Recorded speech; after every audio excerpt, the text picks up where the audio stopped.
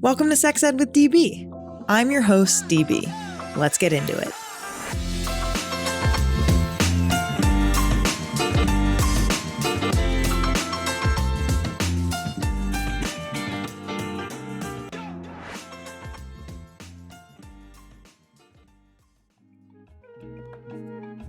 Hey everyone, DB here, and I'm very excited to tell you about a podcast that I really love called The Longest Shortest Time.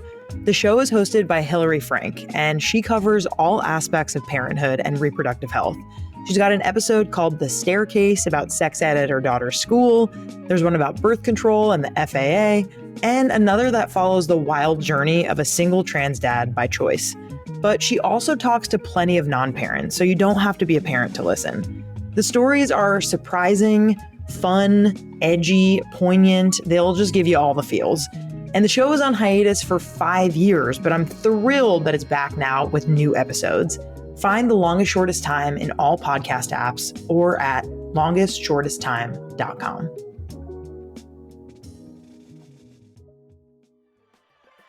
Feeling like you and your partner are in a bit of a bedroom rut?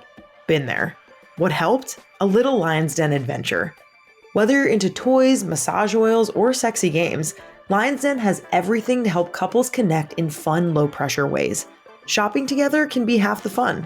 Visit lionsden.com and use code SEXEDWITHDB and get 15% off your purchase. Trust me, date night just got way more interesting.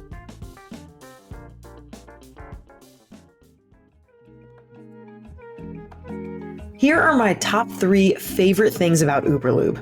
Number 1, it makes sex feel so much better. Simple as that. Number 2, it's great for sensitive skin and it's doctor recommended. And number 3, it doesn't stain my sheets or my clothes. Just a little soap and water and you're good. If you're ready for smoother, longer lasting pleasure, head to uberlube.com and use code SEXEDWITHDB for 10% off.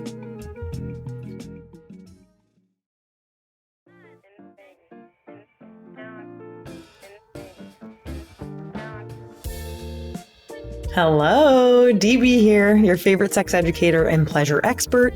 Let's go ahead and dive into DB's pleasure preview, where I give you a little taste of what we're diving into today, what the science has to say, and how it might just change the way that you think about sex.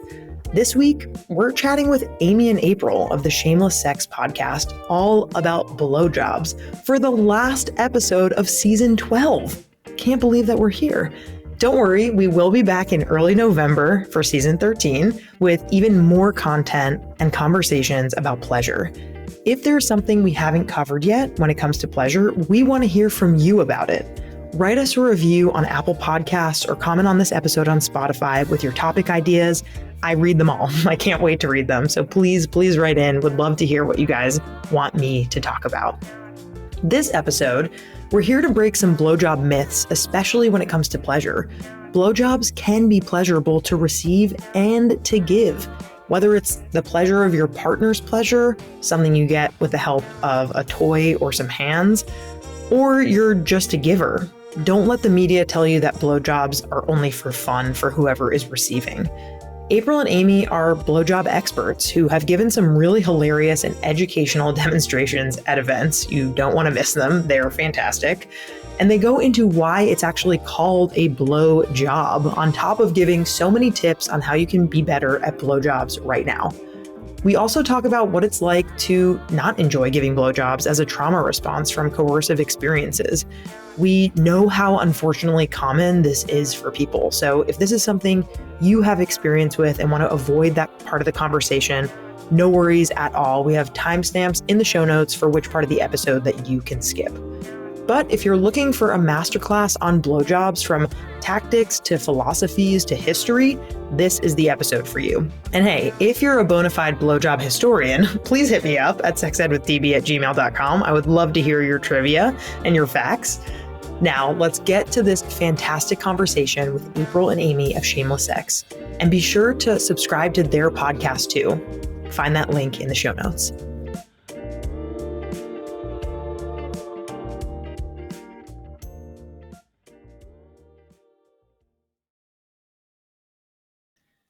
Amy and April, my friends. Hello. How are we doing today? We're great. So happy to be here. Great. I know. Stoked. They're waving around rainbow dildos already. I love you too. I'm so excited that you're here on another episode of Sex Ed with DB. We love shameless sex. I can't wait to talk to you about blowjobs. That's what we're getting into today. Yep. Let's talk about those jobs. I'm just going to do that. I'm going to answer questions just by sticking my tongue in part of my mouth. Yeah, just that's her answer. Yeah, everything. We're gonna mime it. Yes, it's gonna be great. But first, we're going for the quick and dirty blowjobs edition. So this is our rapid fire segment. We get to know our experts with bold questions, honest answers, and a lot of spice. In this case, sometimes it's just enough spice. Today, it's a lot of spice because we're talking directly about blowies here. Blowies, I love that. Blowfish. What's one way that people can experience pleasure giving blowjobs? I would suggest really focusing on the person that you are pleasuring and the pleasure they're receiving or they're experiencing. So it could be the smile on their face, the sounds, the way their body's moving, the maybe the rosiness, and just pay attention to them and be like, I'm making them feel that, and it feels that in itself can turn you on and make you feel also really powerful. Got the power. Yeah. I would say so. For me, I love as a vulva owner using my magic wand as I'm sucking the diaka because then I get like really turned on and I really go deep with it, and because it's about I love giving, but I also love feeling good while I'm giving. It helps me give more. Oh, I love it. So it's like receive while you're giving, potentially. Yeah, everyone wins. That's good. What is one thing people can do right now to give better blowjobs? Let's see. Right now, I would suggest learning. Go and while you're listening to this episode, but there's so many other episodes on Shameless Sex, probably Sex Ed with DB. Just start to learn. And if you don't have a homegrown cock to practice on, you can get a dildo. You could use a zucchini. I wouldn't use a carrot because if it breaks in your throat, that could be a little dangerous. And start to practice some of the techniques that you're learning. I suggest lubing up your mouth. It helps things go a little bit more in flow. Flavored lubes are great. Uber lube, like silicone lube is great. But lubing up, I have chronic dry mouth, so it helps. But it also, even if I didn't, I still would use some lube. Oh, yeah. So we got practice plus lube equals an pleasure. Excellent blowjob. Blowjob. Yeah.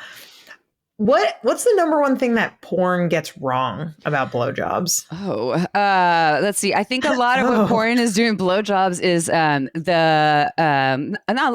not all porn, but oftentimes you see blowjobs as looking more like face fucking, where the person that's actually doing the giving isn't in their power, isn't in control, and it's and so we could talk about on the show the difference between face fucking and blowjobs, but I think it can really show more of it being this like victimize is not the right word. What am I saying? Objectifying experience as opposed to an empowering one. I think the cock doesn't always have to be hard. So if sometimes most of the time in porn, when there are blowjobs happening, you don't see a soft cock.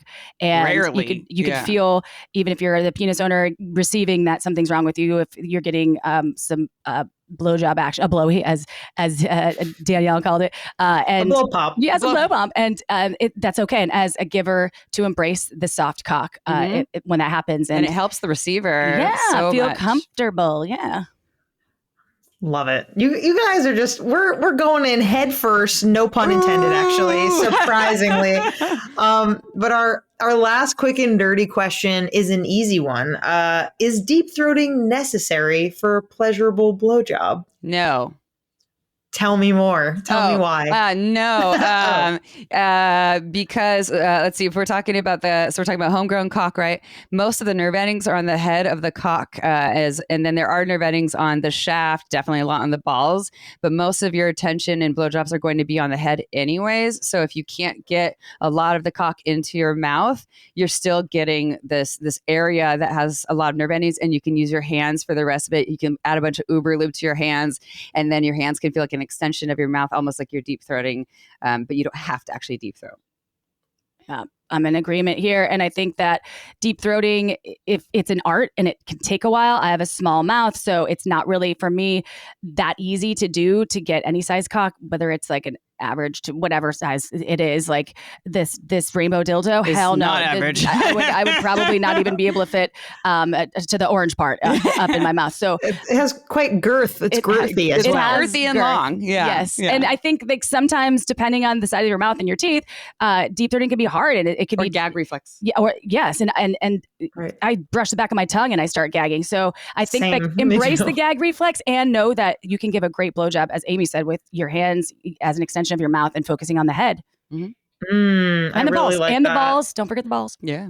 Yes, I feel like also like maybe we can get into this in a bit, but like spit is very underrated. Like spitting on a cock, or like, you know, spitting basically to indicate like, oh, like I am into this. Like I'm going to spit on you. Like I feel like that can add to the experience, and that doesn't even have to do with putting the thing in your mouth. Like it doesn't have to do with it at all. And on the deep throat note, if you are a deep throating person, deep throating produces more saliva, because when there's something in the back of your throat, your body's like, I'm going to choke. Here's more saliva. So if your mouth is dry and you are open to deep throating, if you start to deep throat, you'll get more of that spit action on the cock. Slurpee stick shift. Slurpee stick shift. That's a technique. That's actually not what that is. That is. We had a technique that we called. We created. Well, you did. I just was like endorsing it because I love it. It's hilarious. Could you tell me what it means? I have yet to master it. Amy did it on. We taught a workshop in LA. And it was fantastic. And I pretended that I had the rainbow cock on, you know, as my cock, and I was sucking her cock in front stage. of like maybe 200 people. Yeah. I was like, Slurpee stick shift. She has everyone in the audience yelling Slurpee stick shift. Basically, yeah. So I was sucking April's rainbow cock on stage, but instead of just going like up and down, I was using my neck, almost think of like a chicken, like kind of a back and forth thing. And so what it does is it moves the kind of like a stick shift, like burp, burp, burp. It moves the cock around more like instead of just up and down, the cock actually has some movement, which can feel really nice for the cock owner to receive. So that's why we called it the Slurpee stick shift. Slurpee stick Trademark. shift. TM. Yeah. Exactly. TM. We have to send that. We're gonna get that website, slurpeestickshift.com. I love that. Okay, so that was the quick and dirty. Again, like I said, love you guys. You guys are you have a book, you have hundreds of podcast episodes, you have so much experience, and you also talk openly about your own experiences with sex, which I think is what so many of your audience members and what my listeners too really adore and really love, that you're so open. So I wonder, first and foremost, do you both enjoy giving blowjobs? Why or why not? Hell yeah. Pause for effect. Yes, yeah. It's interesting because my history, like when I first started sucking cock, and actually, can I just say this about blowjobs really quickly? Danielle, do you know why it's called a job? Tell me. Okay. So I don't know if this is absolutely true, because it doesn't make sense, right? A lot of people are like, you know, and especially if a lot of people don't like blowjobs, and then you have the word job in it, like, of course you don't like it because you think that it's something you need to do. Some of us love our jobs, but, you know, it's not always something we want it to have as a job. So, and then also we're not blowing, right? Whereas more like Correct. Sucking, licking, stroking. And so I Googled this. So I don't know how true this is, but so during the Victorian era and, you know, before, oral sex actually really wasn't a thing, probably more for sanitary reasons, but it was a thing that you paid for. You didn't do it at home with your spouse. And so you would pay a sex worker for this job where they would do oral on you, hence the name blowjob. And it's about blowing your load is the blow part. I don't know if this is true. I think that is true. I feel like we had an expert on one of our shows that mentioned that. Yeah. Good memory and way to Google. Well, say this a lot. And then, we will still use the term blowjob, so everyone knows. I also have friends though that created the term blobby. I'll tell you, remind you who they are later. No, I know. Yeah. Yes. Blobby. So it's a hobby, but you're still doing a blowy. So it's a blobby. Like so she'll actually say like, oh, the kids were asleep, so I gave them a blobby. I love that very much. Yeah. That's a cutie name too. I like blobby. that. Yeah. So, but my first couple experiences with blobbies, having my mouth on cocks, while they were consensual, there was experiences where I didn't give the blowjob, but I was trying to be coerced. Like, I'll still make out with you if you suck my cock. I'll hang out with you if you do. Otherwise, I'm going out with my friends. Or a lot of the penises or cocks I started to suck. I think of cocks when I'm actually like when they're, because penises are like, they're just like flaccid walking around. I'm not like going to be like trying to have sex with them. Anyways, the first couple people that I did actually have that experience with, didn't ever offer to or go down on me. So it's interesting that like my enjoyment isn't like I have to do this, but I did have this era of thinking that that was kind of my job. Like I'm supposed to, this is how I get attention. This is, a thing. But then very early on, I really learned to love like what I spoke to, the getting off on giving pleasure to people. So that's just what I love about it. I love, like giving pleasure to someone and watching their reaction to, the way their body is moving, the way they're reacting to what I am offering. And like I said earlier, I feel powerful. I feel very well trusted too. I feel honored. I have put my mouth on cocks with people who really don't like their own penises or cocks or whatever. And were very insecure about it. And so then I took my mouth away.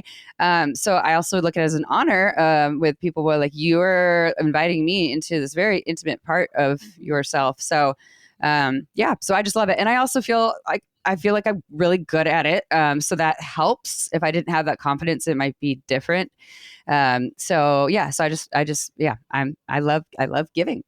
Oh, I love that. Thank you for that giver. context. I know. That's great. That is good. And she's had a lot of practice. Practice makes for great sex. Perfectly imperfect. And for me, the blowjob situation was never something that I like to do because I had kind of a traumatic experience when I was like 14 with some forced oral sex on an older dude that I was, he was like a senior in high school and I was 14. I was a freshman. And after that, I was kind of head pushing? traumatized. It was head pushing and like a lot of like kind of what you were talking about, where it was just coercion and I wanted to be cool and I also had no fucking idea what I was doing.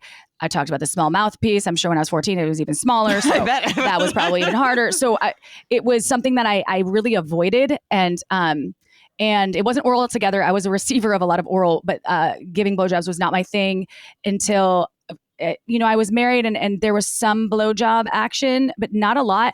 I still have I've never swallowed cum. I've only had it in my mouth maybe 4 times, but now with the partner I have, there's a lot of trust and I love it. Like I've sort of formed a new neural pathway to oral and the trust is there and I love it. It turns me on now, especially using that vibrator, like using my magic wand during me giving oral. It makes it more exciting for me. I used to hate watching oral scenes in porn. Now I actually enjoy them more. I've taken back the power from my experience, however many years ago that was. And now it's reframed and I really enjoy it. And I actually ask for it a lot. Like, can I please suck your cock? Yeah. I'm like, let me suck your cock. That's just hot to say too. It is. It's changed.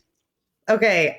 This is so important and it would be such a miss if we didn't bring up, like, especially for young women and vulva owners, like queer people, being on the other end of that coercion is so fucking common. Like everyone, including myself, has a story where in college, you're making out with some guy and then they all of a sudden start pushing your head down to their crotch. And you're like, what? And at the time, luckily, like, I, in my head, knew that it made me uncomfortable. And like, thank God that I was lucky and like wasn't forced in a way to do that. But I felt so much shame, so much expectation, so much like, coercion basically. And there were definitely times where I refused and they got up and left. Yeah. And like, they were just that's just such a shame that like men are taught, in particular, cis men are taught that they are deserving of like a blowjob where the recipient, where the giver, like doesn't have to be spoken to about it, that you don't need their consent from them. Like it's so clear that just because you start making out that you deserve this, right? That you're going up the steps to get oral. Like it's just so important to name that. So I'm really glad that we're talking about that.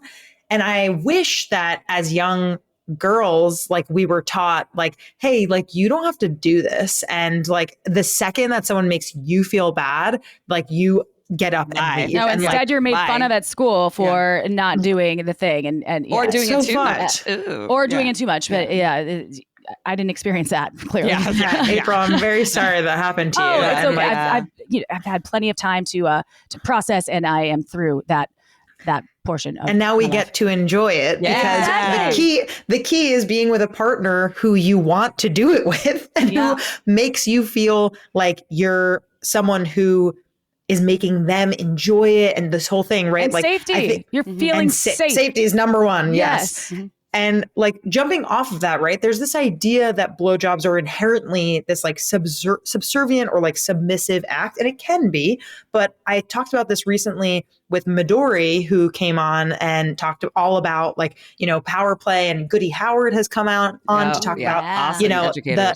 They're incredible. And Goody has talked about basically how blowjobs are performance art. And I love the framing of this. Like they can absolutely be an act of power and dominance. And so I'm wondering, why do you think that blowjobs are typically in mainstream media framed this way and in public discourse about like that they're subservient, that they're, that they're a submissive act? Well, I think I know you're talking about mainstream media, and then also going back to porn, right? Like porn is like mostly designed for penis owning individuals, for men, for cis men, and so what they're depicting is more so what they would like to see, which generally is the man being more in power and a woman being more of like subservient in some sort of and it's not saying all men want that to be like everyday life. I think it's just more of kind of the turn on, and we do still live in a very, a male-centric world. I'm speaking specifically to sexuality and penises. A lot of sexuality and what we see is much more geared towards male sexual pleasure and enjoyment and empowerment, as opposed to female or vulva owner variations of that. So I think that just that aspect of porn trickles over into what we also see in mainstream media as well. And also, nothing's really changed in terms of the media that's consumed. And I'm not even speaking to porn. Even when you watch movies, right? It's just even Netflix movies, where it's just depicted as something that is expected of women to do in a relationship, like right away. And if you get any like behind the scenes conversations with dudes, they're just like, oh yeah, she sucks good dick. And it's like the rhetoric hasn't shifted, and neither has the content. It's not it has, maybe not all of it. And I'm not trying to generalize, but I guess I just did. It's still very common to portray that subservient dynamic in film, and whether it's in porn or not. And porn's one thing because you can now, there's so many different categories you can shift away from. You can look at all, cunnilingus or all anal, where there's, no penises being if I were empowered porn, like Erica Lust, right? The porn she does. Yeah. And there's also, we're sexualized beings as women. We're that's sort of how it is. It's shifting slowly because there's education and people want to learn, and they're hungry for, I don't have to do that. But I know for a fact, because I have stepdaughters that are much younger than me, obviously, and that it was something that is very common for boys to expect in high school, and for the girl to actually get clout or be someone cool, that is expected. And I don't know the whys. Maybe it's the Victorian thing again. Maybe that's coming back. Well, maybe it's some kind of, I don't know. There's a book. So we haven't had her on the show yet, and I really want to get her on the show. Peggy Ornstein, who wrote Girls and Sex. Right. And she also wrote Boys and Sex, and I haven't read that one. But what was really interesting in Girls and Sex is the stats are showing that younger people are having penetrative sex at an older age than in history. Because in history, many years ago, right, it was like, oh, you're bleeding now, you can have sex, get married. But they're giving oral sex at a younger age than historically has ever happened. Like 11, 10-year-olds, related to attention, affection, all of these, like, I need to do this to be loved, to be liked, to have a boyfriend, to be cool, all those things. So I still don't know like the exact reasons why like even that is there, but like, patriarchy. I'm sure someone does, Danielle. That'll be a call for your next guest. Yeah. So a historian, a blowjob historian. Yeah. Blobby historian. Yeah. A blobby historian. That's so good. Yeah, dude. I mean, it's with the Peggy Ornstein stuff too. Did you read her semi-recent New York Times article that was about choking? It was about teens choking each other more and more. And that's another way that like girls are being shown to be subservient, right? Like we're kind of repackaging patriarchy and misogyny in these other ways. And yet there's the flip side of that though, when subservientness from women and girls is actually desired, right? Mm-hmm. Like when we're listening to like audio erotica that's written by women and queer people, and they are centering women in a BDSM scene where the woman is subservient, it's because she's choosing to be there. Like it's all about choice and consent and freedom to make the decision that you want to make from an empowered lens, 100%. Right? Yep. Mm-hmm. Yeah. Mm-hmm. Yeah.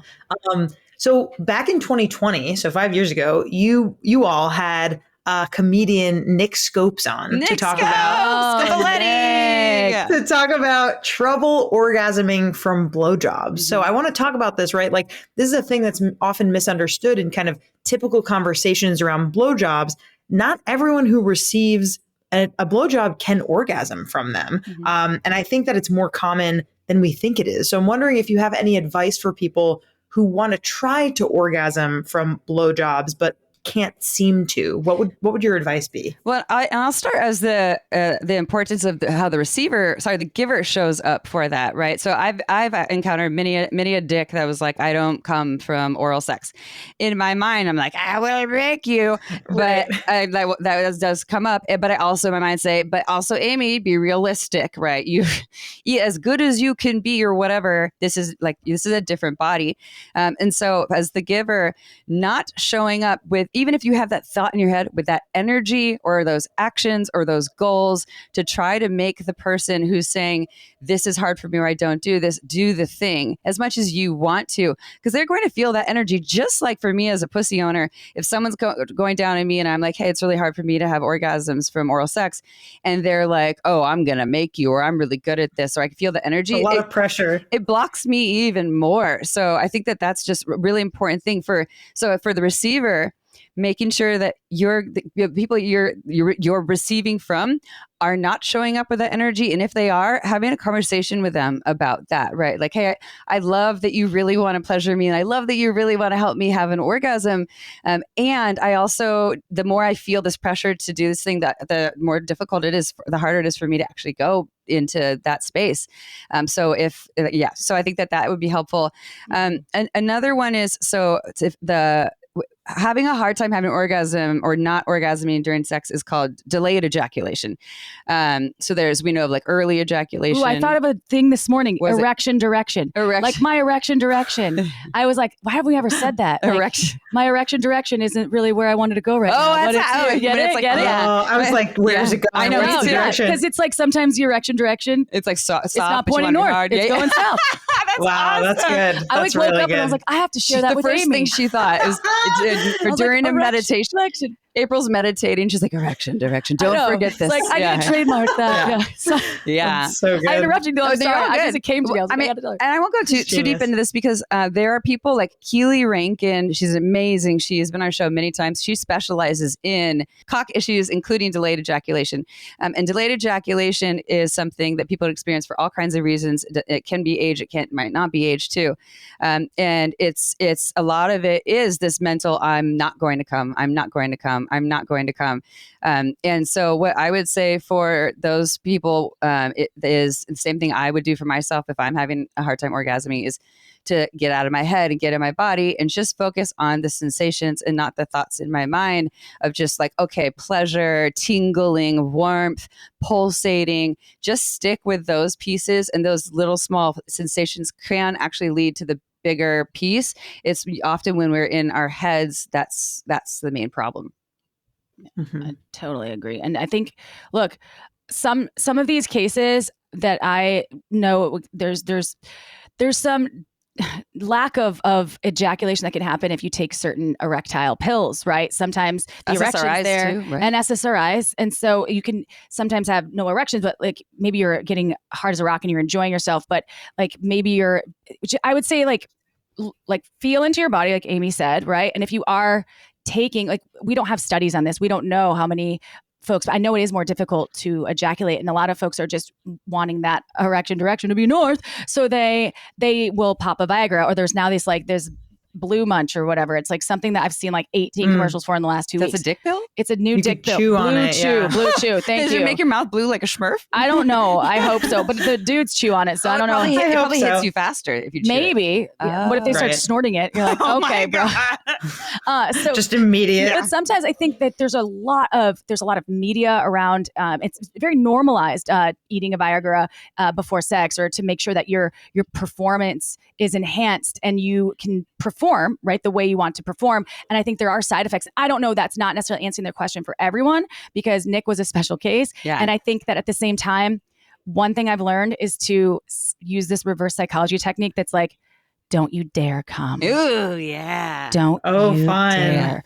And That's it hot usually too. works. This is hot. It might take Yeah. a little bit of time, but they're like, oh. And to edge them, Yes. kind of like bringing them right to it, and then you're backing away, and then you're bringing it right to it and backing away. And with what you're saying, April, it's less. It is still reverse psychology. It's with what Forrest has shared with us. Yeah. Forrest Andrews, he works for Neros, which is a prostate company, but it's kind of like the fake it till you make it. Without, we're not talking about faking orgasms, everyone. No. Everyone, penises can fake orgasms too. By the way, it's not just pussies. But it's like, almost like a mantra in your head. If your head is you're saying, "I'm not going to come," that I don't come. Instead, even if you don't fully believe it, say, "I'm going to come," or "I'm coming," or something this like feels that. so good. This feels so good. Yeah, like and changing the narrative. And the goal like Amy said, taking the goal out of the equation, right? So lay off the dick pills if you're on those to see if that works. And then and no shame if you want the dick pills, but like just go easy on yourself. Does it feel good? Yeah. Do you like what you're receiving? What do you feel? What are the sensations? Right. Yeah. Yeah. And I think like also if you try to come from a blowjob and you try all these different ways and they don't work, just get the pleasure from it and then come however else you want to come. Yeah, there's like so many other ways. Okay too. Yeah, you don't have to come from a blowjob. Totally. Right. And like let go of that.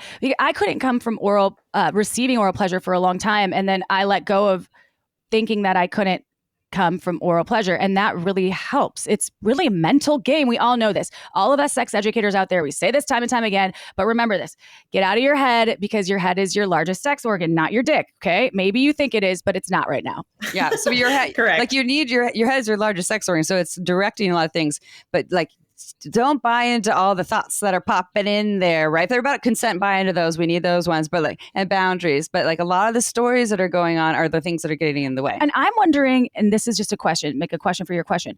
I'm wondering how many of those folks that have had this issue or this challenge that they want to overcome trained themselves to not come because they wanted to last longer. Ooh. This is what I've wondered for a long time. That's a good question. And because I know for a fact my partner did that, and it did take a while to kind of move through that because he was like, well, I thought in sex, everybody wanted you to last longer. So I just like refrained from orgasming and train myself not to, like in his brain. And then it gets stuck. And so I'm wondering that. I don't have the answer for you. I don't own a penis, but for you listening that have penises, have you ever done that? Is that part of it?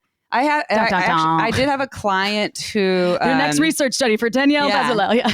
Well, I had a client who read, and I do like the book, The Multi-Orgasmic Man by Montauk Chi. I'm not against it. Yes. But it's very much anti-ejaculation, like for Taoist reasons. They say it's for health reasons. I think we actually scientifically know ejaculating is healthy.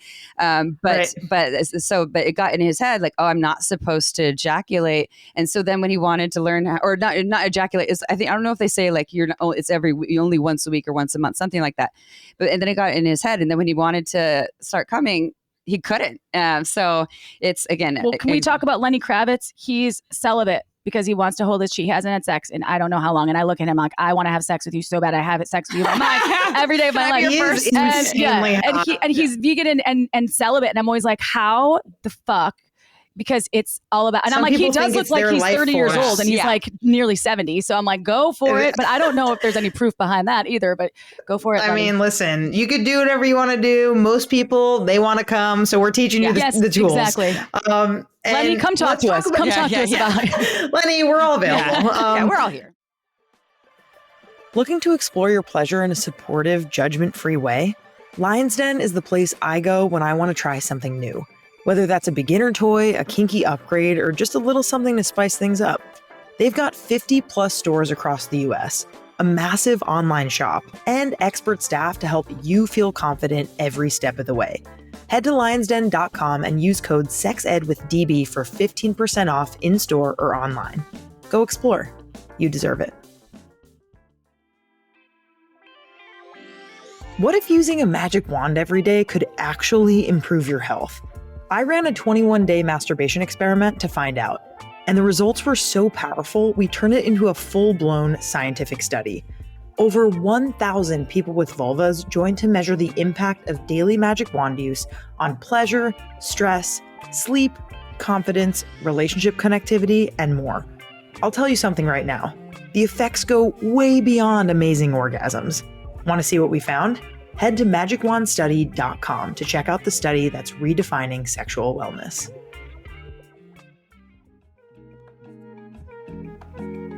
Let's talk about lube and condoms.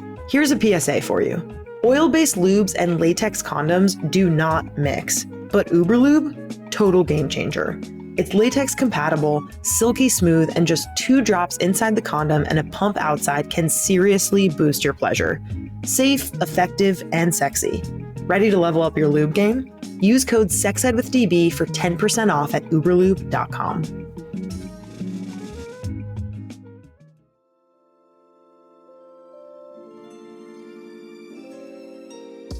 Valentine's Day doesn't have to suck if you're single.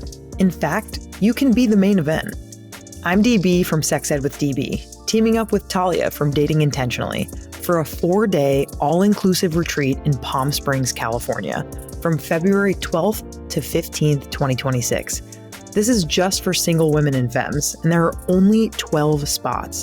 Think: heated pool, hot tub, pickleball, all your meals included with a private chef, yoga, cocktails and mocktails, and juicy workshops to help you get crystal clear on your dating life, values, and pleasure. The waitlist is open right now. Go to our link in our link in bio or linktr.ee/sexedwithdb to sign up right now.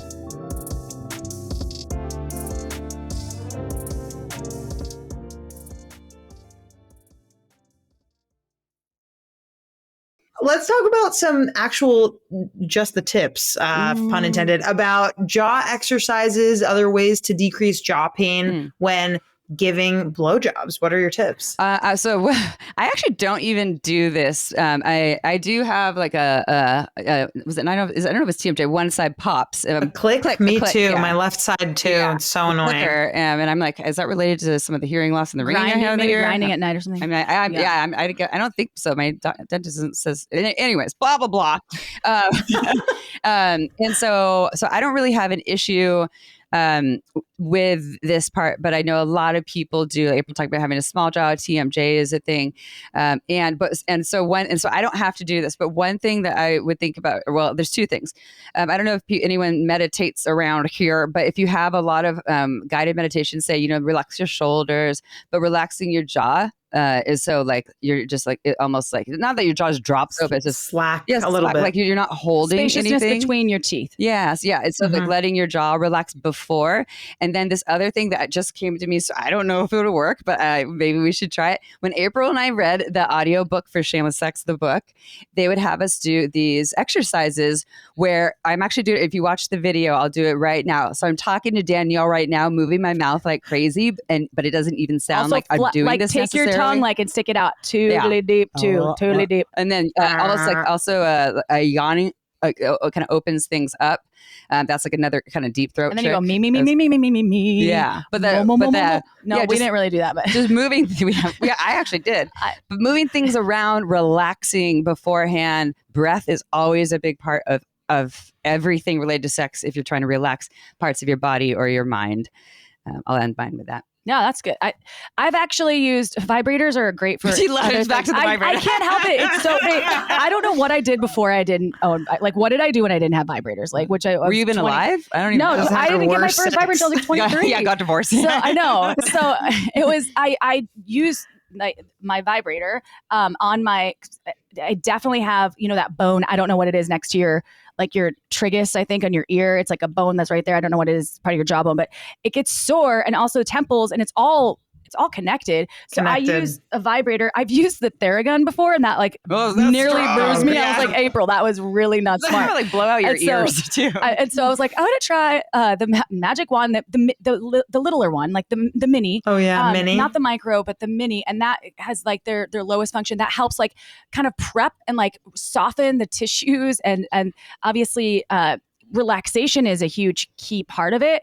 And if you're not comfortable, because it also could be maybe you get neck pain, it's all connected, right? It's not necessarily something that you can always work through. So sometimes you might have clenched your teeth at night.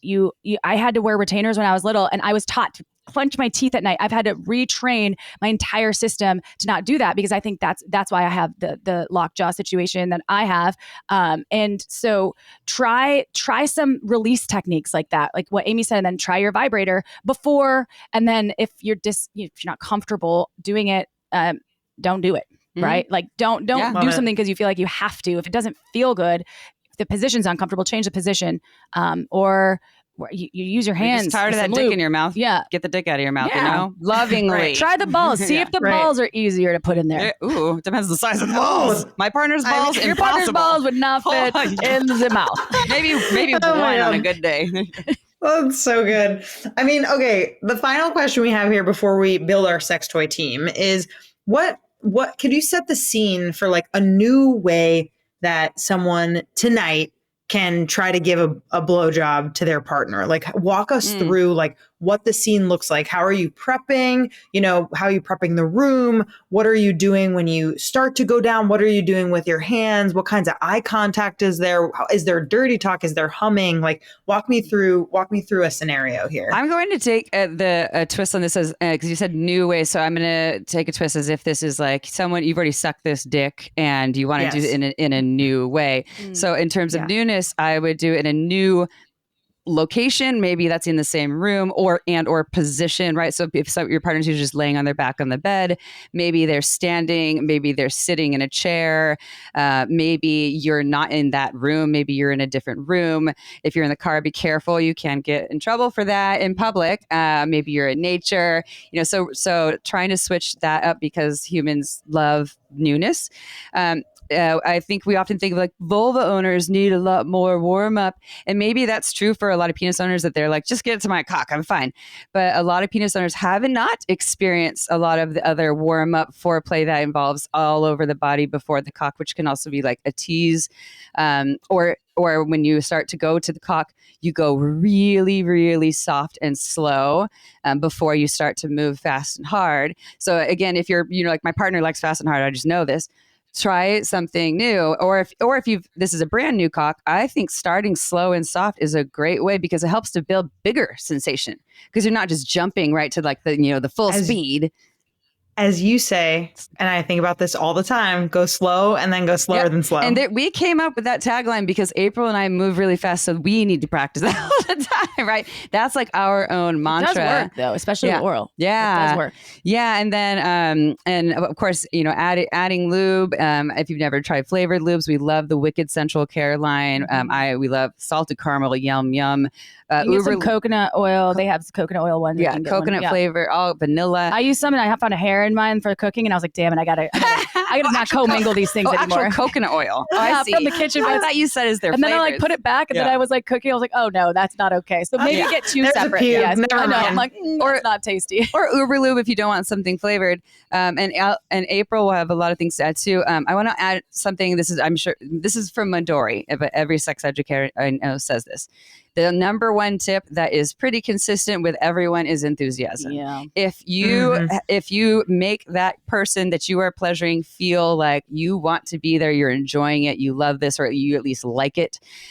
So that in itself makes it a better blowjob. And that can be the sounds you make, which if you moan on a cock, that's like a free vibrator on their cock, to you can smile with a cock in your mouth, to whipping out your vibrator to show I'm so into this, I want to get off with you. There's so many ways to do that, but adding in enthusiasm. And if you're doing that, go above and beyond, but you don't have to be porn star enthusiasm, right? Like porn star enthusiasm is like eye contact the whole time, like, and then they pull the dick out, like, I love this is the best. Yeah. You don't have to do that. Do whatever feels authentic to you. I love all of those recommendations. So I'll set the scene with like some aesthetics. She's better with this. Well, okay. So for all of you out there that are going to be receiving and have a penis, do some manscaping. Okay. Speaking of the pube in my coconut oil, no, I love, like, it's so much easier to sort of maneuver and get there and not get distracted when it's sort of manscaped and there's intention there. There's intention. Mm-hmm. So you're going in with intention, and then that's you. Okay. That's the receiver. So for the givers, that's just one piece. For the receivers, there'll be more. For the givers, I would say, kind of like throw out some, these are for people, and hopefully it's for someone that you're partnered with or partner with for I don't care how long, but like talk about I can't wait to suck your cock. I can't wait to get you home. I'm at work and all I can think about is your juicy, yummy dick.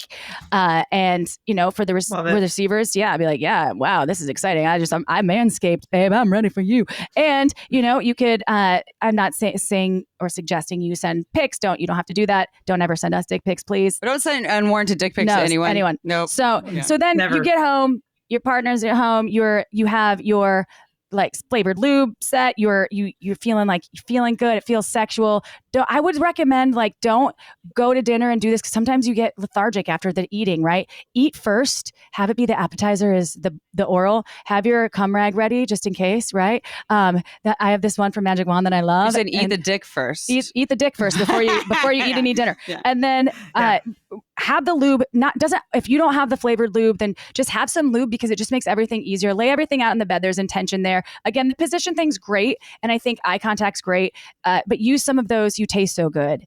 I have been looking forward to this all day. That's going to draw this psychological excitement. Wow. Yes, and then also during the playtime, you got to really don't get too toothy. Put those lips around the teeth and remember to use the hands. I love when I'm giving head. I use a lot of HJ action before, so I prep the cock. I could feel that little like the main vein I call it, where you can feel it kind of like you can feel it twinkling or pulsing, yes. And I'm like, oh, this is happening. So then you can kind of go in, squirt some lube. I stop all the time, put lube in my mouth, and then keep going. And I also don't forget about the balls. Stroke. It doesn't have to always be about the mouth. Don't focus your energy just on one part all the time and the slow part, but then speed it up and be rhythmic. Right? Use a rhythm. And then also one technique that I love, if you don't do this, I recommend trying it out there, is grabbing the ass and having the hips move with your mouth, you're all like together. Face fucking yourself. Yes, exactly. Yeah. And then I will sometimes put pressure on the perineum.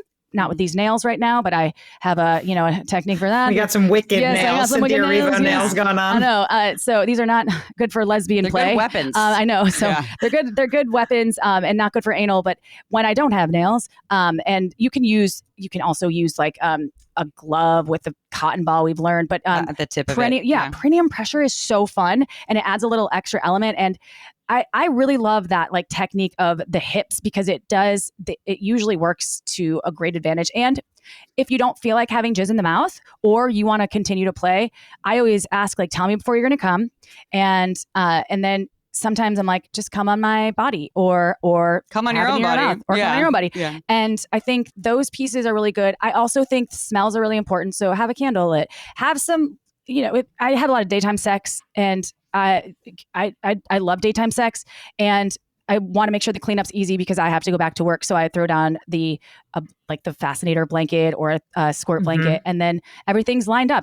Intention is there, and sometimes spontaneity is great. However, people are busy. People are so busy. They have children. They have really important things to do sometimes that they don't feel sexy. But if you lay out the intention and you have the buildup, and then during the experience, it feels that much more elevated.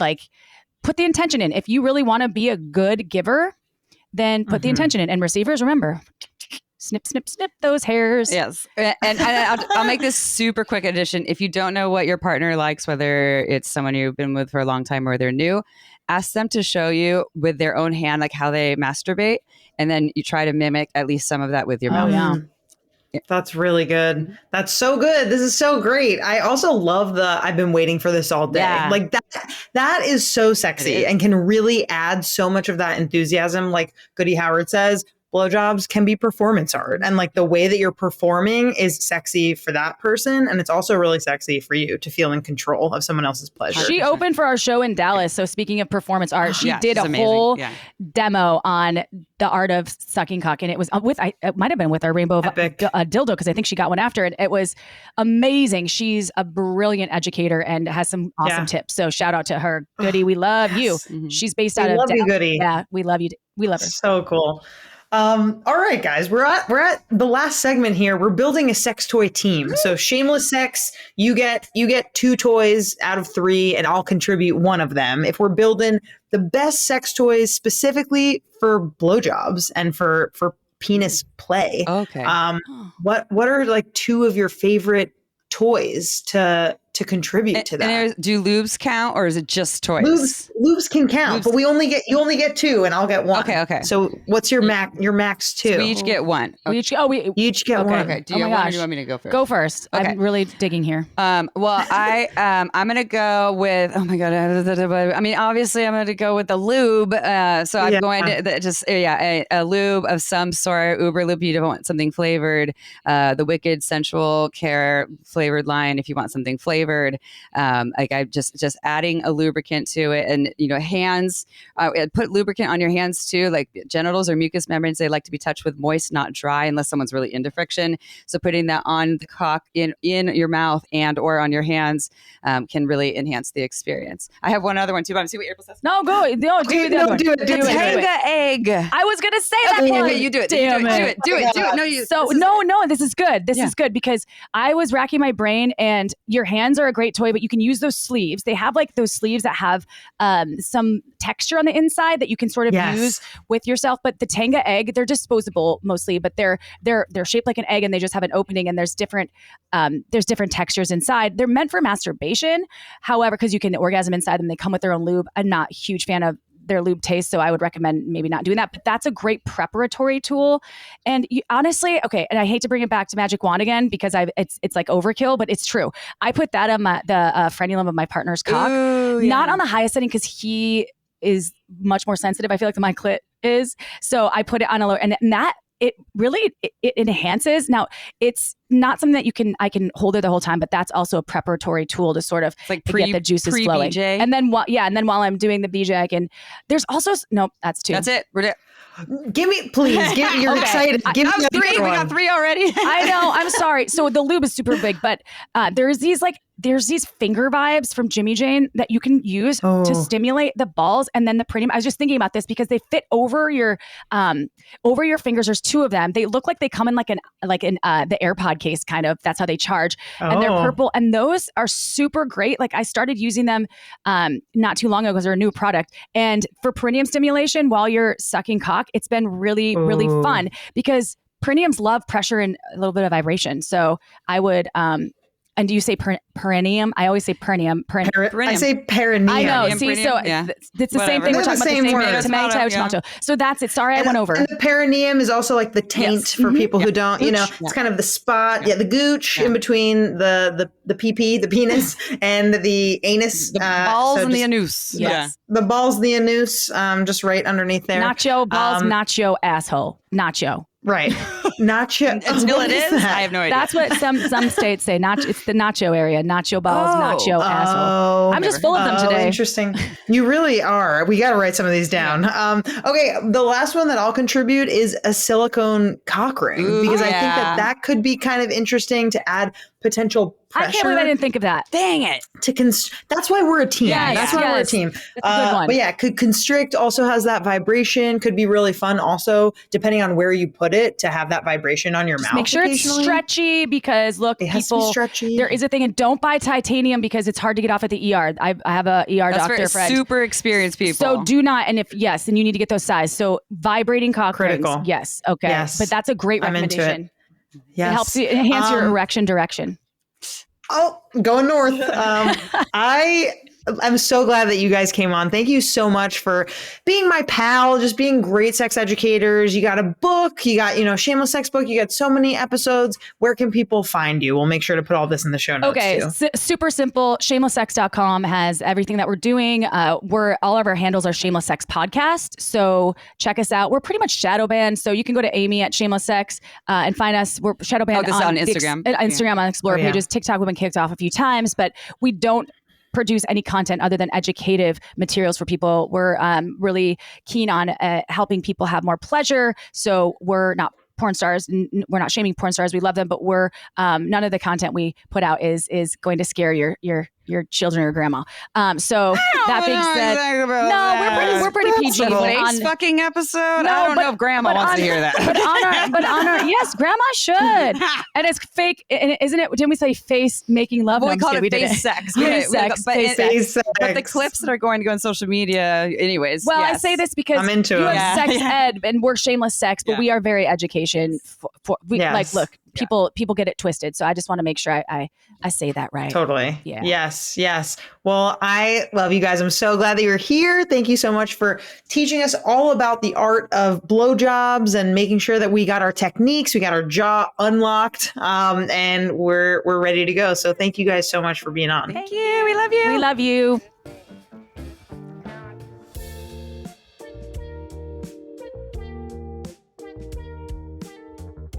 And welcome to the last afterglow of the season, where we wind things down, reflect on big takeaways, and leave you with one juicy thing to try, think about, or explore before next week.